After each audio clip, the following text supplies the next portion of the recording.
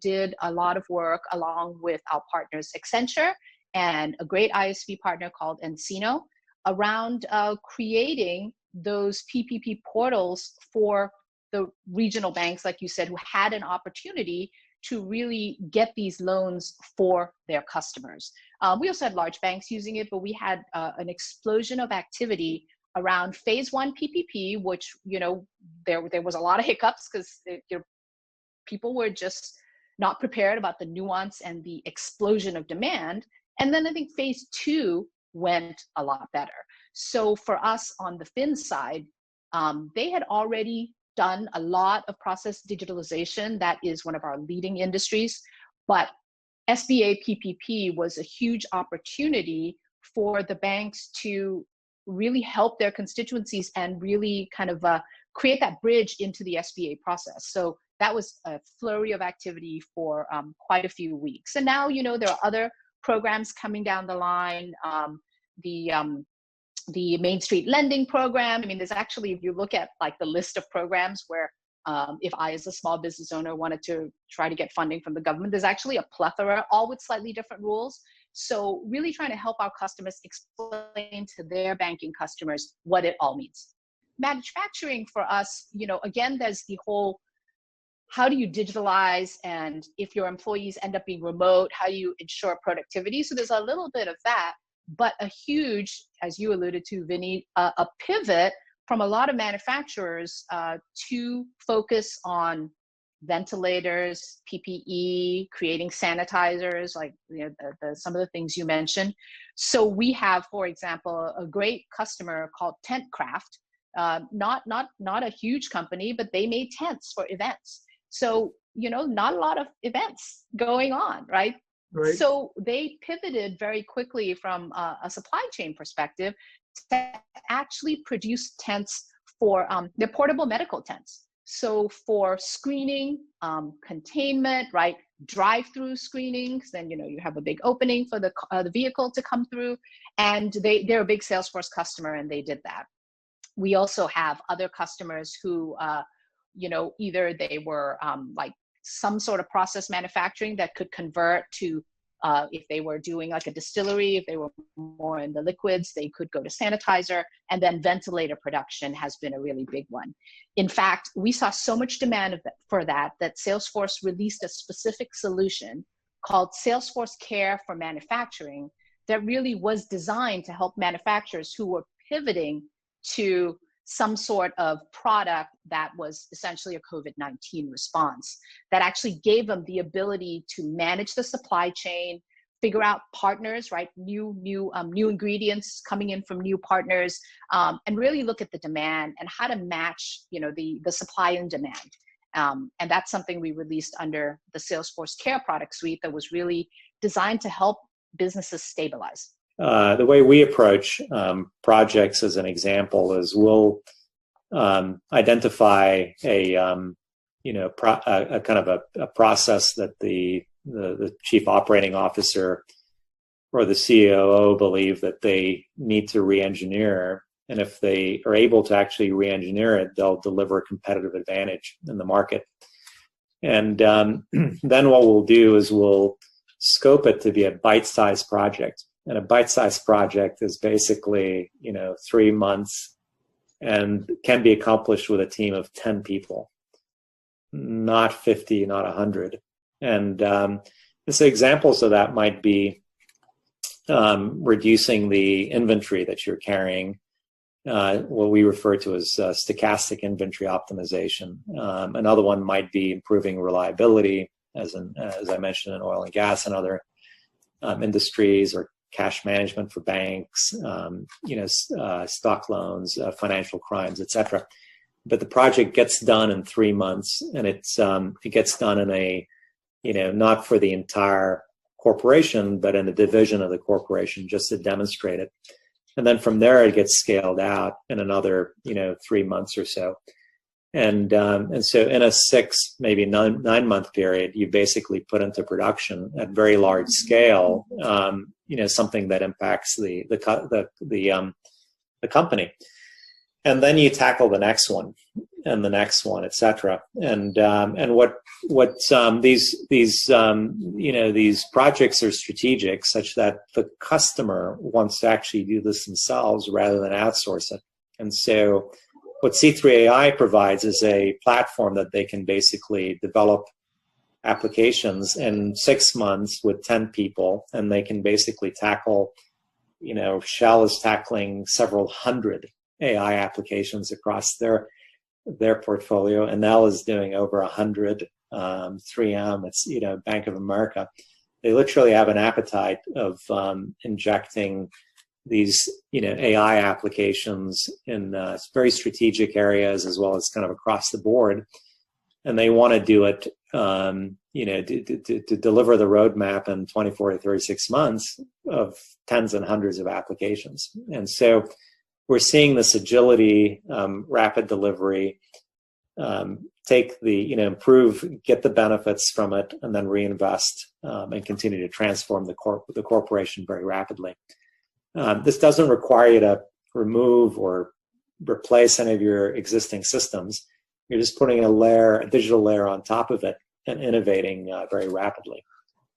So some of our verticals are education, higher education, which has been a vertical which has taken a lot of pressure under this, through the situation, and probably was caught off guard a lot because they're not as digitized as a lot of other verticals. But then we're seeing, just tremendous focus in educational institutions who we service around, repurposing people on campuses to actually manufacture. One of our university clients has a fashion technology institute. They're all manufacturing masks and PPE for local hospitals and healthcare. Huge amount of focus on research and how they're mobilizing research and building partnerships with pharmaceutical companies around research. And then we also have a lot of clients in the not-for-profit space. Right. And, the not-for-profits, one would think have been hit, but actually people's generosity and donor and giving has increased through this period. So most of our not-for-profits are actually scaling up operations and heavily engaged in operations. We've got one not-for-profit who's very focused on vulnerable children and vulnerable communities, and they're doing an incredible amount of work around how to support vulnerable children in this type of environment. Where often the normal things of kids going to school protect them from vulnerability, now they're exposed to it all day. So we're seeing a lot of phenomenal efforts in, not the frontline industries, but the support industries around the frontline, doing incredible things. There's some key challenges and trends for our customers. The first one is pervasive, and it's the move to outcomes. So moving away from my product versus your product to what is the capability you deliver. In the elevator space, it's sufficient people flow. In the HVAC space, it's environmental comfort, and it's not my product versus your product. It's what the customer cares about, which is the capability and the experience. Experiences are derived from services that are delivered. So, was the elevator working to my expectation? Did it get me to my meeting on time? Were 2 out of the 6 units down? This is an experience that I'm left with at the end of a service, and those experiences are what our customers are demanding of them. Talking about experiences, we're probably all familiar with this phrase, the aging workforce, and it's got a couple of different aspects to it. One is that expertise is leaving our customers' employee base. Those experts in the field are walking out the door with 30 years knowledge. What we've seen during COVID is actually a promotion of those workers to the remote expert. And you'll see that in our demo. So we're leveraging that amazing knowledge out in the field, now in the back office, working from home, in fact. And of course, it's a win-win. The customer retains the knowledge, while at the same time, the employee gets a office-based role rather than a field role. And the other expectation is onboarding new hires and reducing that learning curve and making this industry more attractive to the next generation field engineer. We saw in the last 10 years a real shift from cost down and operational efficiency to revenue enhancement. So whereas in the past, the focus has been on sweating the asset and getting mass utilization from the resource, more and more of our leaders today are looking to drive new revenue channels in service. For example, offering new services, or even, for example, in one of our customers moving from 5 SLAs to over 100 SLAs.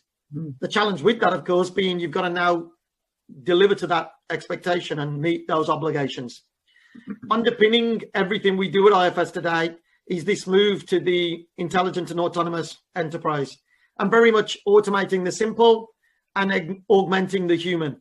So these are themes that are pervasive in our customers in service. Are you seeing, you mentioned 100 SLAs, are you seeing more moves to outcome-based contracts? Absolutely. This perfect, because these 3 examples are exactly that. So I won't spend too long here, but I think most of your viewers will be familiar with Rolls-Royce Aerospace, one of the world's leading engineering companies, and they moved almost like the poster child for field service servitization 20 years ago. They moved from selling aircraft engines to selling power by the hour or aircraft availability, guaranteeing the airline 95% uptime.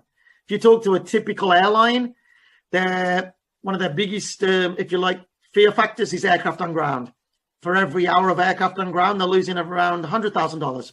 So, Rolls-Royce is in the business of providing power by the hour, avoiding aircraft on ground. In the middle, we've got Tomra, which is the world's leader in reverse vending machines, responsibly disposing of your bottle or your drinks container. And, they deploy these units throughout the world. They're pervasive in Walmart in North America. And what looks like a simple device is actually more sophisticated than you might imagine. You put the bottle in, like in this PET plastic example here, spins the bottle. It's using one of its cameras to identify the bottle. It's a Coca-Cola Enterprise. It scans the barcode. It bills Coca-Cola Enterprise X amount of cents for the disposal of that. It prints a credit receipt for the consumer to get a discount next time. There's a cabinet to the left of that unit, which is where it's crushing and compressing the containers and the bottles. It's got a capacity of thousands. And when it gets to close capacity, it's going to call the engineer to come empty it as well. So quite a sophisticated unit that has basically transformed that business to recycling as a service. And in places like Norway, unbelievably, you've got 98% recycling of those units today. And then on the right-hand side there, we're all familiar with copiers, printers, scanners. A great customer, Kyocera, headquartered out of Japan. This company is a world leader in document services. So they've evolved to a model of pay per copy. So, every one of those units got a meter on it. They can connect it, and they can see and use that meter to predict the predictive maintenance, to predict the replenishment of consumables like cartridges and toners, and also to predict the next service event based on the usage. They can also see when the wrong unit's installed, so they can become more sticky. For example, they put a unit in the hotel reception at 10,000 copies a month. The hotel's now doing 40,000 copies a month, which means they're getting a much higher pay per copy on the customer side. And Kyocera is having more call outs and more replenishment and more downtime with the unit. So a win-win is to come in, swap the unit out, put a 40,000 a unit, monthly unit in, and win-win because the customer gets a lower cost and Kyocera has also a lower service effort. So becoming more strategic to the customer, not my product versus your product, but the capability that I deliver.